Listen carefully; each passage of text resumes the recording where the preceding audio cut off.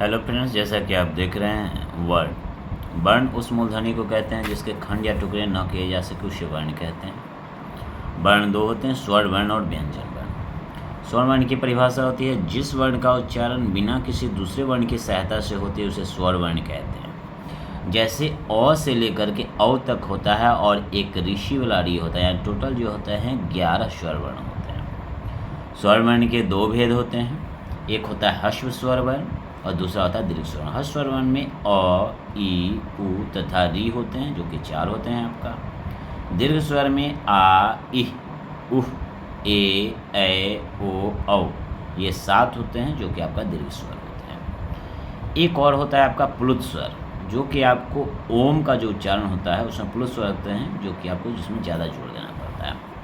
दूसरा नंबर में आता है व्यंजन वर्ण। जिस वर्ण का उच्चारण स्वर वर्ण की सहायता से होती है उसे व्यंजन वर्ण कहते हैं। जैसे क से लेकर के ह तक यानी टोटल 33 व्यंजन वर्ण होते हैं। और व्यंजन वर्ण भी 3 प्रकार के होते हैं। पहला नंबर में आता है आपका स्पर्श व्यंजन। वे व्यंजन जिनका उच्चारण करते समय जीभ मुंह के विभिन्न भागों को स्पर्श करती है यानी कि छूती है। तो सबसे पहले हम समझेंगे क वर्ग। क वर्ग कहने का मतलब क, ख, ग, घ, अंग, यानी क का जो 5 वर्ण होते हैं उसको कवर्ण कहा जाता है। उसी तरह च वर्ग, ट वर्ग, त वर्ग और प वर्ग होता है। बार से देखेंगे किसका उच्चारण क्या होता है। क, ख, ग, अंग जो होता है आपका कंठ से उच्चारण करते हैं। जब हम बोलते हैं तो कंठ का इसमें उच्चारण स्थान होता है आपका। च, छ, ज, झ, य जो होते हैं वो आपको तालु होता है। जो हम कोई च, छ, ज, झ, य तालु से बोला जाता है।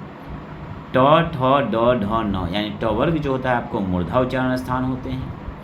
त, थ, द, ध, न ये दंत यानी कि दांत से उच्चारण स्थान होता है। उसके बाद आता है प, फ, ब, भ, म ये आपको ओष्ठ उच्चारण स्थान बतलाता है। आगे आता है अंतस्थ व्यंजन, जो कि आपको य, र, ल, व ये 4 व्यंजन का जो उच्चारण होता है जीभ मुंह के भीतर किसी भाग को पूरी तरह से स्पर्श नहीं करती, जो कि आपका अंतस्थ व्यंजन होता है। उस व्यंजन में आते हैं जिनके उच्चारण में ऊष्मा मुंह से निकलती हुई प्रतीत होती है, जैसे कि तलाब्य स, मूर्धन्य स, दंतीय स और ह। ये 4 जो होते हैं आपको उष्ण व्यंजन वर्ण होते हैं। अगला नंबर आता है संयुक्त व्यंजन वर्ण, जिसको हम लोग संयुक्ताक्षर भी कहते हैं। 2 या 2 से अधिक व्यंजनों को मिलाकर व्यंजनों की रचना की जाती है उसे संयुक्त व्यंजन वर्ण कहते हैं। जैसे अक्ष, त्र, ज्ञ और स्र। अक्ष का जो होता है आपको क हलंत जोर मूर्धन्य श हलंत जोर अ से मिलकर के बनते हैं। त्र जो होते हैं त हलंत जोर र हलंत जोर अ से मिलकर बनते हैं। और ज्ञ जो होता है ज हलंत जोर य हलंत और जोर अ से मिलकर बनते हैं। स्र जो होता है आपका तलाब्य श हलंत जोर र हलंत और जोर अ होता है। थैंक्स।